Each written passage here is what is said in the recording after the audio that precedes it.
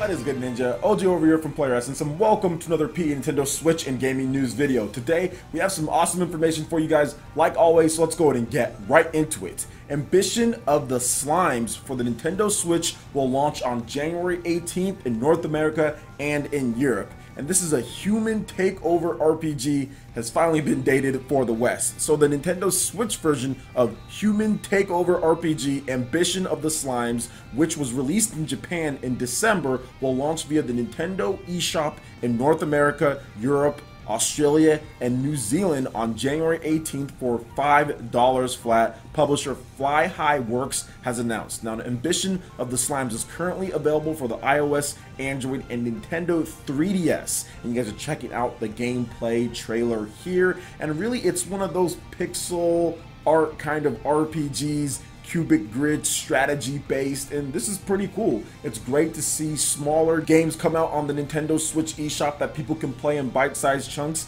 and this is just another one of those games. Now, based on what I've seen on iOS and also on Nintendo 3DS, it's a solid RPG for the price that they're charging, because it's only $5, which is good. There's nothing wrong with having cheaper games that necessarily aren't the biggest out there, but provide some great value for people who can't always afford all the biggest or latest new games, because believe it or not, guys, not everyone can afford Super Mario Odyssey, Legend of Zelda Breath of the Wild, and all of these games that Nintendo's released, all the $60 releases that come out like Doom and Skyrim and all this stuff. Not everyone can afford all of that. So it's cool to have some cheaper stuff for people to go out there and pick up, especially if you're an RPG fan and you do like some of the smaller bite-sized games out there. So what do you guys think about Ambition of the Slimes headed to Nintendo Switch on January 18th? This is an RPG out there. Fly High just announced that, so it's pretty cool that it's finally coming over here to the West. So let me know your thoughts in the comment section below. Alright, and moving to the next article here. Steamworld Dig 2 has been rated for a possible physical release,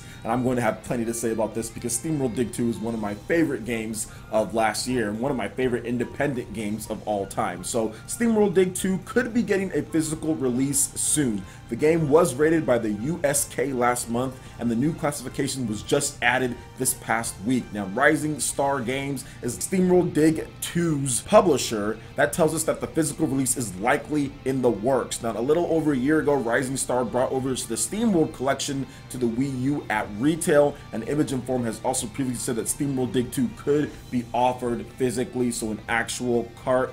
And for those who don't know, Steamworld Dig 2, basically what it is, it's kind of like a Metroidvania slash Minecraft game. Not Minecraft in the way that to where you can build your own fortress and you can play online with others, but Minecraft in the way that you have a pickaxe and you're digging into things, you're collecting resources, and then you're using those resources to upgrade your abilities and to get new things. And there's plenty of great things about this game. It would probably be on a 1 GB cartridge because the game is super tiny. I don't think it's more than 500 megabytes or something like that. Hopefully I'm not wrong on that one, but I know that it is a smaller type of game, and shout outs to Image Inform. They are great developers. Now, I played this game, and for those who haven't played it, I'm going to talk about it just a little bit because Steamworld Dig 2 is a fantastic game. I played this game not expecting like a ton because I liked Steamworld Dig. I thought that Steamworld Dig was a great game, but Steamworld Dig 2 just blew me away when they started showing it off. But it's not like they were blowing the game out before the launch. They weren't showing a ton of different things. So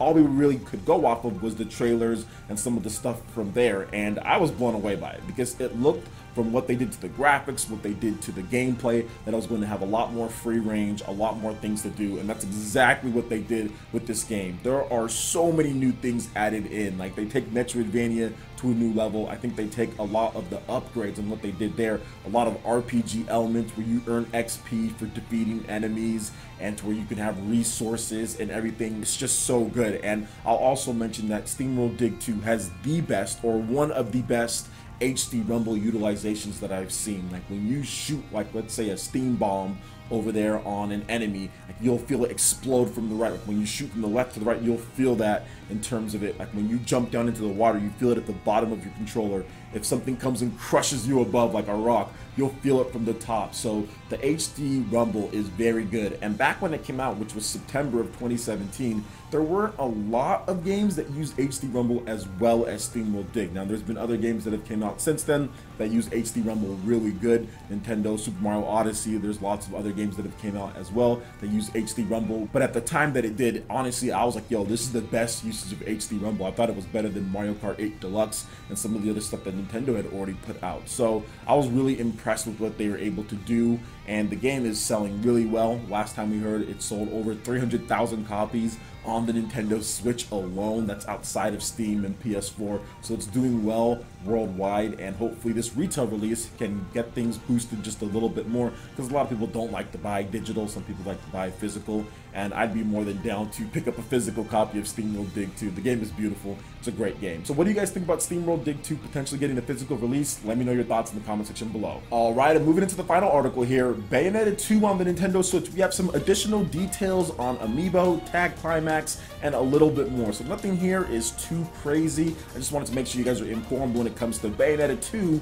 on the Nintendo Switch, because the game is coming out next month. It's already here, Ninja, I'm telling you. So Bayonetta 2 will remain just largely the same. This is something that we do know. There aren't a ton of different changes across from the Wii U version to the Nintendo Switch version, but the Nintendo UK site does give us some additional details on some of the Tag Climax modes, Amiibo, and more. So it says, join forces with a friend, whether across the room or across the world, to fight through waves of enemies in the local and online multiplayer Tag Climax mode. Choose from a range of powerful characters and give angels and demons a beating that's as brutal as it is beautiful. By tapping the compatible Amiibo, which are sold separately, you can instantly unlock a number of Nintendo-themed costumes for Bayonetta to wear, weapons to use, and more. So there was like a Link costume, there was a Star Fox costume, there was a Princess Peach costume, I think there was Daisy as well. So all of those should be unlockable with the corresponding Amiibo, or you should just be able to unlock them normally in the game by purchasing through Halos and things like that. So you can unlock them immediately with the corresponding Amiibo, which I'm guessing,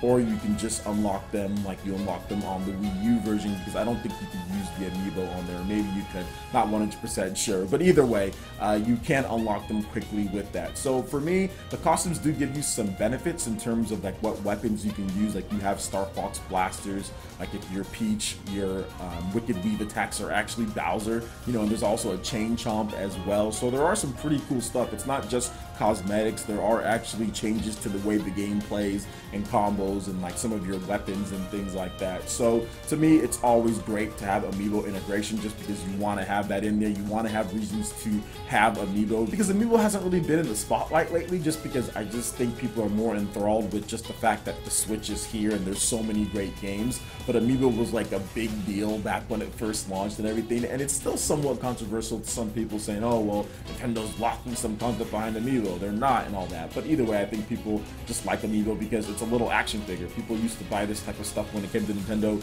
and you got nothing. It was just a little action figure. So the fact that you actually get stuff and it works across multiple games, I think people are happy with that. Now I'm talking about the whole Tag Climax mode and the offline and online multiplayer. Tag Climax is amazing. It's a great mode. It's not for everyone. If you're not hardcore into action games in terms of like racking up combos and kind of head-to-head competition while being cooperative, then Tag Climax isn't necessarily going to be your thing. Now for me, I love Bayonetta, and Tag Climax is amazing. If you have someone that's good that you can play with, there's just so much fun doing combos, teaming up and competing against each other, but then at the same time being on the same team. Because basically how it works is that when you're in Tag Climax, you can't hit each other and all of that, but you can compete for Halos and for ranking. So whoever gets the best ranking at the end of each round basically wins or loses. So you guys are on the same team, you guys are fighting to actually beat it, but at the same time you're also competing against each other at the same time. So it's pretty cool, and it's a lot of fun to go through and combo up and just do a bunch of different stuff in the game, especially with all the different variants of weapons that you have.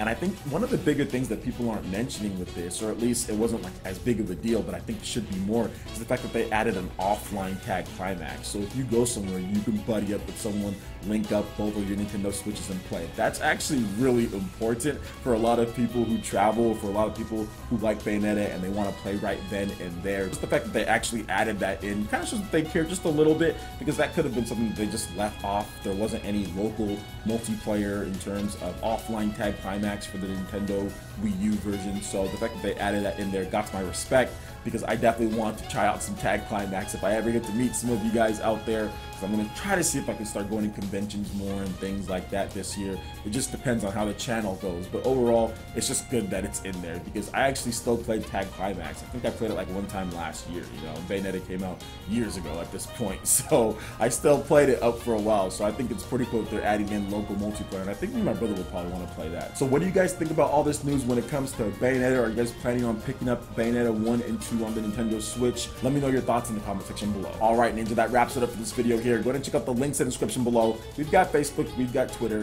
Go ahead and give us a like and a follow on our social media. Really helps us spread the content of Player Essence across the interwebs in addition to YouTube. Also make sure you check out our Patreon and YouTube live gaming page. Consider supporting Player Essence. When you do so, it gets you access to all sorts of cool benefits, perks, rewards, and emotes for your YouTube sponsorship.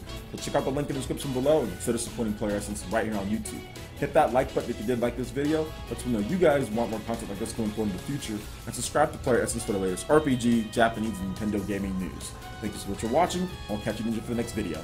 Peace.